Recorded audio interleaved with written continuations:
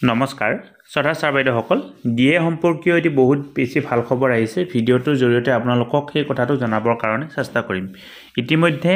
কৰ্মচাৰীসকলে 46% ডিএ পাই আহিছে আৰু এতিয়াৰ পৰা কিছু সময় আগতে কেন্দ্ৰীয় চৰকাৰৰ অধীনৰ কৰ্মচাৰীসকলৰ কাৰণে 4% ডিএ বৃদ্ধি কৰিছে অৰ্থাৎ এতিয়া কেন্দ্ৰীয় চৰকাৰৰ অধীনৰ কৰ্মচাৰীসকলৰ ডিএ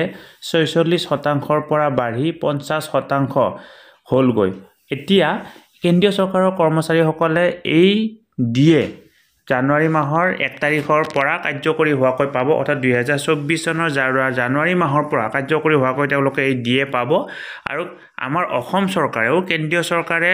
ডিএ বৃদ্ধি কৰাৰ লগে লগে অসম চৰকাৰৰ কৰ্মচাৰীসকলৰ কাৰণে ডিএ বৃদ্ধি কৰে গতিকে আমি আশা কৰিব পাৰো যে কি নিশ্চয় কম সময়ৰ ভিতৰতে অসম চৰকাৰৰ কৰ্মচাৰীসকলৰ কাৰণে ডিএ বৃদ্ধি কৰিব গতিকে এই সময়ৰ বৰ্তমান অত্যন্ত গুৰুত্বপূৰ্ণ খবৰটো হৈছে কেন্দ্ৰীয় চৰকাৰৰ কৰ্মচাৰীসকলৰ কাৰণে 4% ডিএ বৃদ্ধি হ'ল আৰু আমি আশাৰে বাট চাই থাকিম অসম চৰকাৰৰ কৰ্মচাৰীসকলৰ কাৰণেও নিশ্চয় কম সময়ৰ ভিতৰতে 4% ডিএ বৃদ্ধি হ'ব আৰু 4% ডিএ বৃদ্ধি হ'লে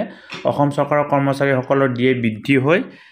এই 46%ৰ পৰা 50 অৰ্থাৎ 46ৰ পৰা 50% হ'বগৈ ভিডিঅ'টো আপোনালোকে পোৱা মাত্ৰকে লগৰ বন্ধু বান্ধৱীসকললৈকে ফৰৱাৰ্ড কৰিব বুলি আশা কৰিলো ধন্যবাদ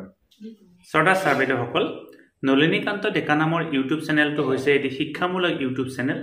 এই চেনেলটোৰ জৰিয়তে আমি শিক্ষক ছাত্ৰ-ছাত্ৰী অভিভাৱক আৰু বিদ্যালয়ৰ কাৰণে উপযোগী কিছু ভিডিঅ' প্ৰস্তুত কৰিবৰ কাৰণে চেষ্টা কৰোঁ আপুনি যদি আজি প্ৰথমবাৰৰ কাৰণে এই চেনেলটো চাইছে অনুগ্ৰহ কৰি চেনেলটো সাবস্ক্ৰাইব কৰিব আৰু অল নটিফিকেশন প্ৰেছ কৰি থব